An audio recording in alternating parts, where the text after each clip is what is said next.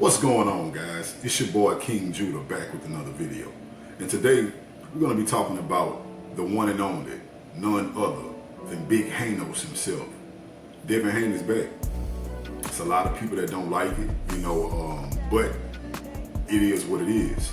A lot of people doubted this young man. They said that he was this, he was that, he was scared to get hit.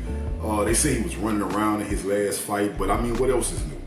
They've been discrediting Devin from the day he stepped into the pro rankings, you know what I mean? So when this fight with Brian Norman first got announced, or when the buzz surrounding it first came out, you had a lot of people that already doubted that the fight could come to fruition. And of course they blamed the Haney side. They said Devin didn't want it. They said that Devin would never take this fight. He was scared of the power. He would never move up to 147 and fight somebody like a Brian Norman Jr. All this was said, but at the same time, it's like they forget, they have short memories, that when Devin moved to 140, he immediately challenged Regis Prograis, who was one of the best fighters at 140. So Devin has already shown us that he has a history, that he will move up, that he will take on the hardest competition. So it's more misguided hate, a lot of misdirection and false narratives surrounding Devin Haney as usual by a lot of his haters. I mean, you guys know who you are. A lot of you guys have big channels. A lot of you fans follow these big channels, these echo chambers that don't like Devin Haney, and that's fine. I'm here for it. We here to talk boxing, we here to argue boxing, and we here to watch boxing, right? And we got a great fight coming up. I cannot wait to see this version of Devin Haney at 147. I've been saying for years that Devin Haney has never been fighting at his true weight for at least, three years now? You know what I mean? So Devin Haney has to cut a ton of muscle before every fight. So he's never coming into the fight with his full strength, stamina, or punch resistance. So I can't wait to see what it's going to look like to see Devin Haney at 147, where he has all of his faculties to his use. He can use everything, right? And I do want to touch on some things. I like the Normans, right? I'm from Louisiana. I'm from the South, so I have no problem with the Normans. He's a down South guy, and I do root for Brian Norman. I was happy to see him get that knockout. I was happy to see him get more opportunities, which this is a big opportunity for Brian Norman Jr. Make no mistake, win, lose, or draw, Brian Norman Jr. is taking on a challenge where his resume is being elevated regardless, because what Brian Norman Jr. was getting ready to run into was a lot of these guys at 147 didn't want to unify with Brian Norman Jr., especially after that hellacious knockout. A lot of these guys were going to start to duck Brian Norman, and their reason was going to say, well, who is he? He didn't fight nobody. You know what I mean? So that was coming down the pipe for Brian Norman Jr. So fighting Devin Haney right now is great for his career. He can always say, I fought Devin Haney. That's a name on his resume. He's also, more than likely, this is going to be pay-per-view. His name is going to be even bigger than it is now after that knockout. He's also going to get his biggest payday. So his life is going to change. This fight is going to change his life for the better. So I'm happy to see that for him also. But with that being said, I do have to talk about some of the shenanigans that was going on building up to us finally understanding that there was going to be a fight. So there was this back and forth. Bill Haney, they mentioned that they wanted Brian Norman Jr. And again, everybody said that they just capping, Bill Haney capping. They don't really want Brian Norman Jr. But I mean, they never hesitated to say this. I mean, they've been saying this adamantly for weeks before it actually came to fruition. And you got a lot of people saying Bill was capping, they didn't really want the fight, and they were just using his name for clout. I'm not gonna say no names, but you even have people that go as far to say that they were told personally by Bill Haney, the man himself, that we don't actually want Brian Norman Jr. We just want to clout chase his name. Now, this is from somebody who's apparently really close to the Brian Norman Jr. camp.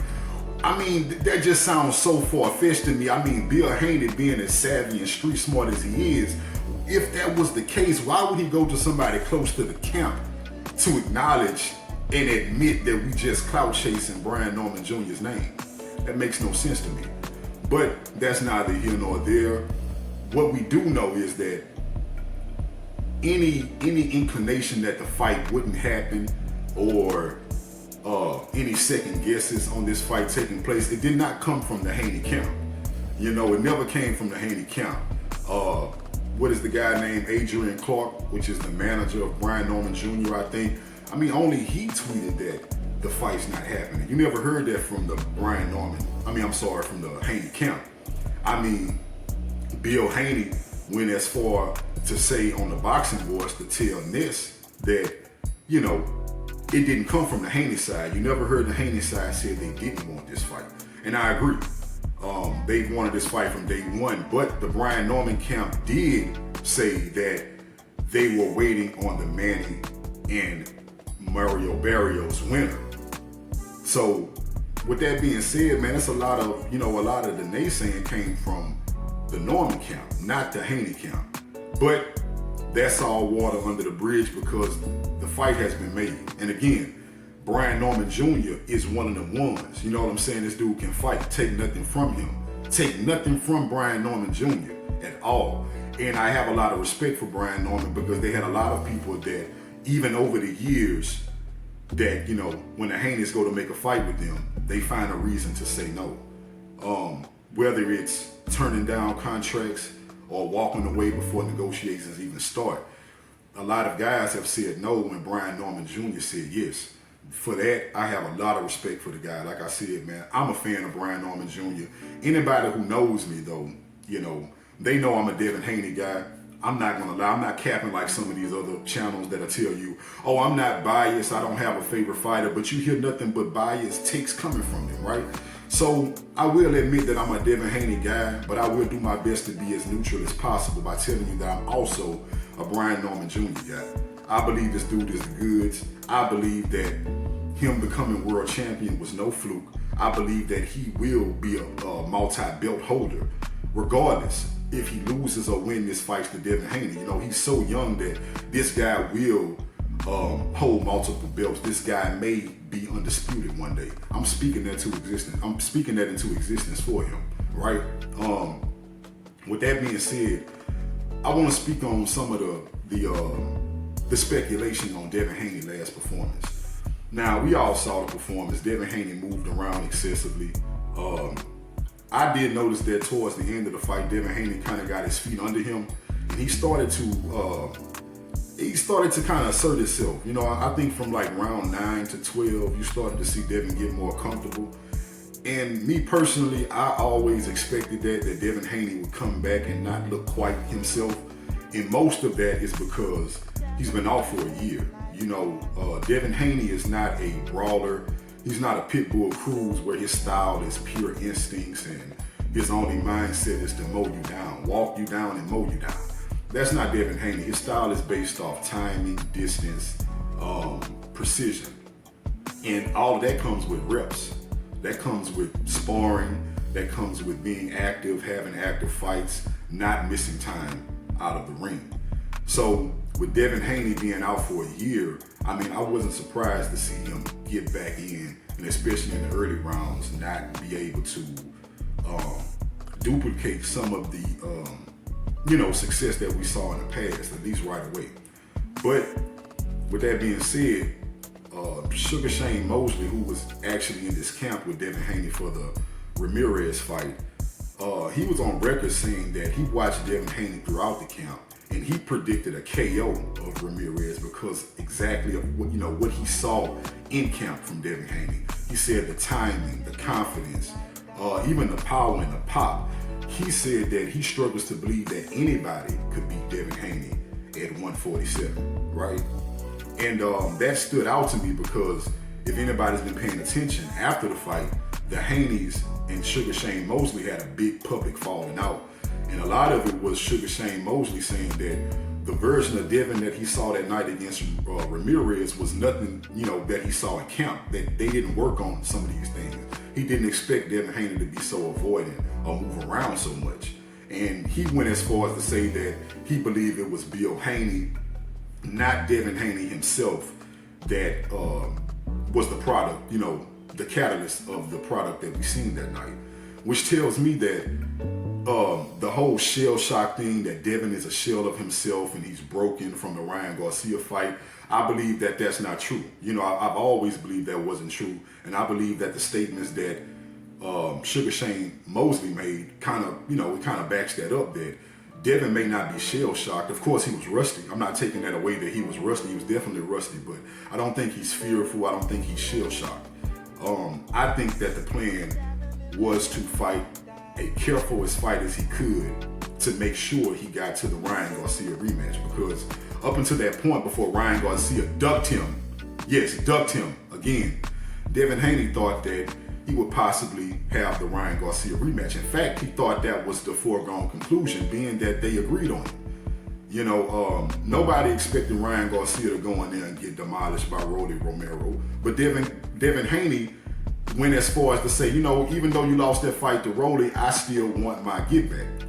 He still had the fight on the table for Ryan Garcia, and Ryan Garcia, in true Ryan Garcia fashion, he tucked his tail and he ran away.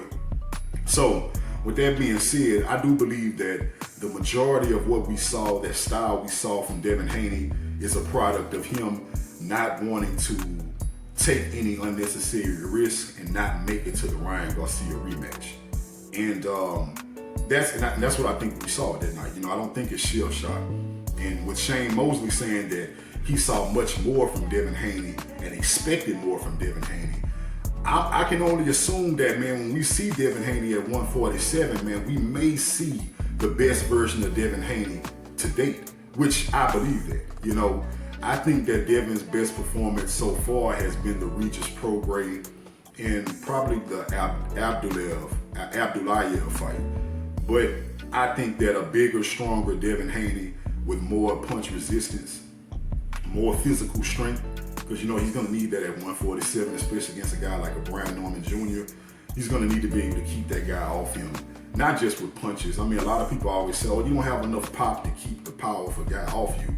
A lot of times you need physical strength also. When they do close that gap, you want the physical strength to hold them in the clinch. You want the physical strength to push them off you. So I think at 147, Devin Haney will be considerably more muscular than he's ever been, in his entire career. And that's going to play a role, regardless of what people think, that's going to play a role.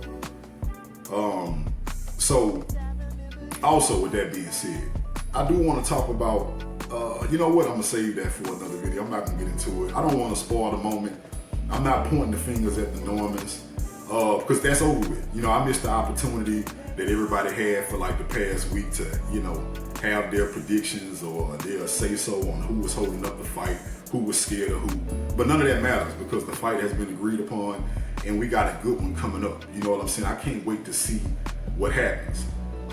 I know I've been gone for a while, guys. I'm back, trying something different. As you guys can see, this is my first video where I'm showing myself, right? So trying something different. I want to get back into it. I'm excited about boxing again. We got Crawford and Canelo coming up. I can't wait for that one. That's going to be one to talk about. That's going to be something to build up to. We got some good boxing coming ahead, man. We're going to talk about Floyd Schofield. We got Floyd Schofield coming up. You know what I mean? But all that's going to be to come. I appreciate you guys tuning in. I want you guys, if you don't mind, give the video a like, share, and subscribe. You know what I mean? And tune in with your boy. Lock in with me. I'm back, and we're gonna see what boxing have in store.